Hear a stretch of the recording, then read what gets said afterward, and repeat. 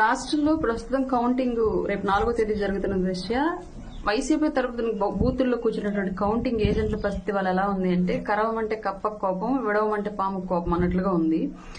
సలహాదారుడు సజ్జలేమో దొమ్మిలు చేయండి, గొడవలకు దిగండి, అడ్డుపడండి, అడ్డంగా వాదించండి, పని సాగనివ్వకుండా ప్రతిదానికి అడ్డుపడండి, రూల్స్ ఫాలో అవ్వాల్సిన అవసరం లేదని చెప్పి సలహాలు ఇచ్చాడు.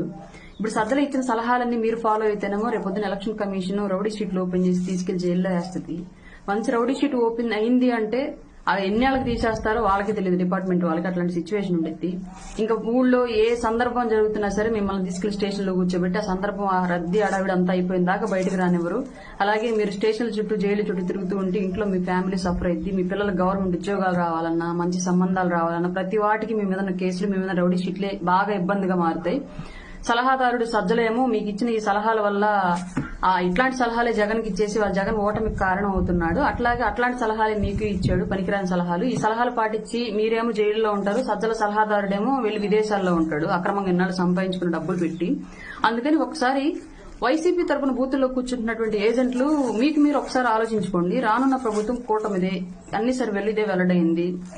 అన్ని చోట్ల పోలింగ్ కూడా ఇలాగే నమోదైందన్న విషయం మీ అందరికీ తెలుసు. నిజంగానే గనక వైసీపీకి ఓటు పోల్ అయి ఉంటే సజ్జల సలహాదారుడు మీకు అట్లాంటి సలహాలు ఇచ్చేవాడు కాదు. పని సాగనివ్వద్దు, కౌంటింగ్ జరగనివ్వద్దు, ప్రతిదానికి అడ్డంగా పోండి, గొడవలు చేయండి అని చెప్పేసి. ఎందుకంటే మీకే ఓట్లు ఎక్కువ ఉంటాయి కాబట్టి, ఆ గొడవలు చేస్తే మీకు ఇబ్బంది కాబట్టి.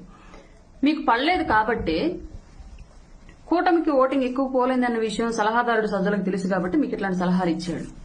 రానున్న ప్రభుత్వం కూటమిది. 5 ఏళ్ల పాటు మీ నాయకులే అతిగతి ఉండరు, అంతుండరు, కనిపించరు. అసలు ఎక్కడుంటారో వాళ్ళకే తెలియదు. అట్లాంటప్పుడు మీకెవరు సపోర్ట్ వస్తారో ఒకసారి ఆలోచించుకోండి. మీ ఫ్యామిలీస్ ఎంత సఫర్ అయితే ఒకసారి ఆలోచించుకోండి. ఎలక్షన్ కమిషన్ నియమాల ప్రకారం దయచేసి కౌంటింగ్ కి సపోర్ట్ చేసి మీకు మీరు సేఫ్ గా సెక్యూర్ గా ఉండండి స్టేట్ లో రానున్న 5 ఏళ్లు.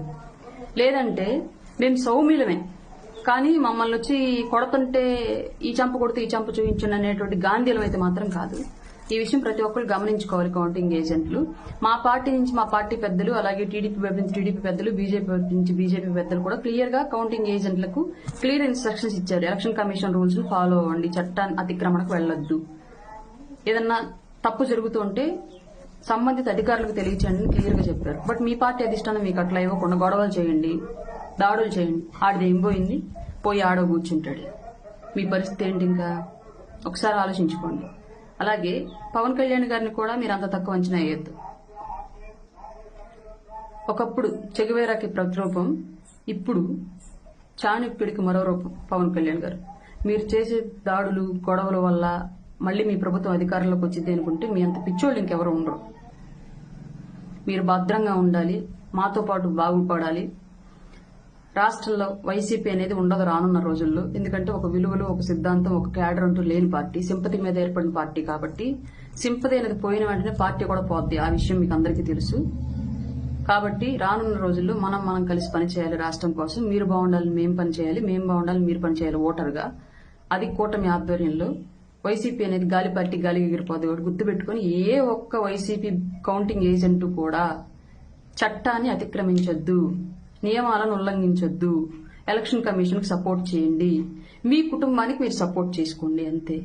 కూటమి వచ్చినా మీకు ఎలాంటి ఇబ్బంది జరగదు. మీరు సభ్యంగా ఉన్నన్ని రోజులు మీకు ఎలాంటి ఇబ్బంది జరగదు. కూటమి మిమ్మల్ని కూడా మాతో పాటుగా హక్కులు చేర్చుకుని మీ అభివృద్ధికి కూడా కృషి చేస్తుంది. ఆ విషయం గుర్తుపెట్టుకోండి. కక్ష సాధింపు చర్యలకు పాల్పడడానికి ఇది వైసీపీ గవర్నమెంట్ కాదు. ఫ్యాక్షన్ నేపథ్యం ఉన్నటువంటి వ్యక్తులు మా పార్టీల్లో నాయకులుగా లేరు. ప్రజాస్వామ్యాన్ని గౌరవించే వాళ్ళు, రాజ్యాంగాన్ని పాటించే వాళ్ళు ఉన్నారు కాబట్టి మా పార్టీలో నాయకులుగా మీకు ఎలాంటి ఇబ్బంది జరగదు. మీ భద్రతకి మాది బాధ్యత.